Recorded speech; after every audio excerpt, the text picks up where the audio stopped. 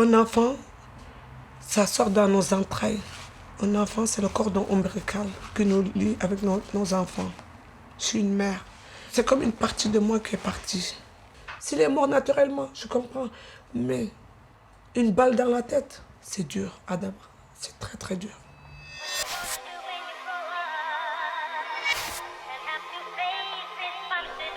Je m'appelle Adama Kamara. J'ai 32 ans. J'ai grandi ici, à Garges-les-Gonesse. Ma vie a basculé en 2011, quand mon frère Saada a été tué dans une rixe à la gare. J'ai voulu me venger et j'ai été condamné à 8 ans de prison pour tentative de meurtre. Aujourd'hui, j'ai purgé ma peine et je lutte contre les guerres de cité. Dans cette série, je vais aller à la rencontre de ceux dont la vie a basculé à cause des rixes.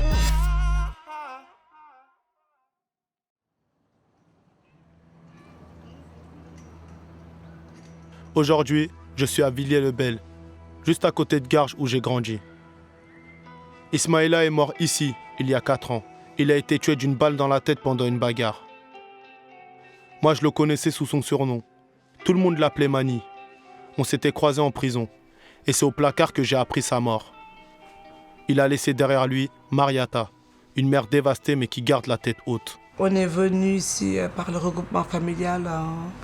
Il avait 11 mois. C'était une personne exceptionnelle, extraordinaire, qui était très gentille, qui était une personne très humble, souriant, qui était très famille, qui aimait ses amis et tout.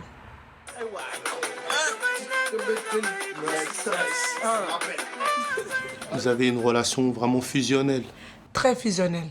Parce que de tous mes enfants, c'est le seul qui me faisait des câlins, des bisous. J'ai grandi avec lui en fait. Mais tu l'as eu jeune. Je l'ai eu très jeune, j'ai grandi avec lui. Donc il me taquinait, disait des choses comme si j'étais son ami. On était très proches. Tout est parti d'une histoire de sextape qui aurait tourné sur les réseaux sociaux. Le frère de la fille qu'on voit sur la vidéo accuse un ami de Mani.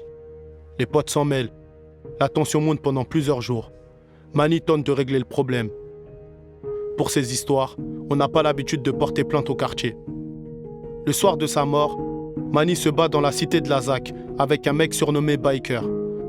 Vexé d'avoir été frappé, il finit par tirer au fusil à canon scié sur Mani. Cette nuit-là, Mariata ne l'a jamais oublié. Comment tu as appris sa mort? Je dormais. Ce vendredi, c'était le pire vendredi de toute ma vie. J'étais dans le salon. Il y a une personne qui a sonné en premier. Bon, j'ai dit, bon, c'est pas grave. Je me suis recouchée. J'ai dit, c'est pas grave. Une autre personne sonne encore. J'ai dit, il y a quelque chose qui ne va pas.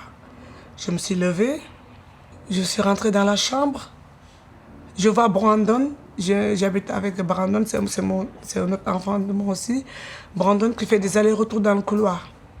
Je ne vois pas ni Ismaïla, ni Mamoudou sur leur lit. J'ai appelé Mamoudou, il ne répondait pas.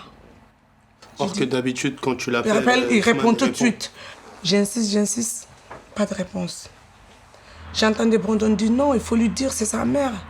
Non, il faut lui dire c'est sa mère. Je dis, me dire quoi? C'est sa mère quoi? Qu'est-ce qui se passe? Dites quoi? Il y a un problème. C'est Mamoudou? Ils ont dit non. C'est Ismaïla? Ils ont dit oui, tata Ismaïla. C'est Ismaïla. Ismaïla. Ismaïla. Ils m'ont dit c'est Ismaïla. On m'a juste réveillée. C'est comme ça que mon bébé est parti.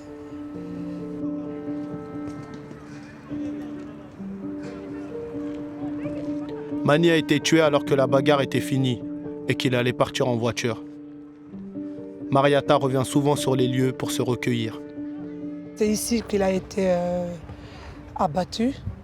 C'est son dernier jour de vie, on peut dire, à Villiers-le-Bel.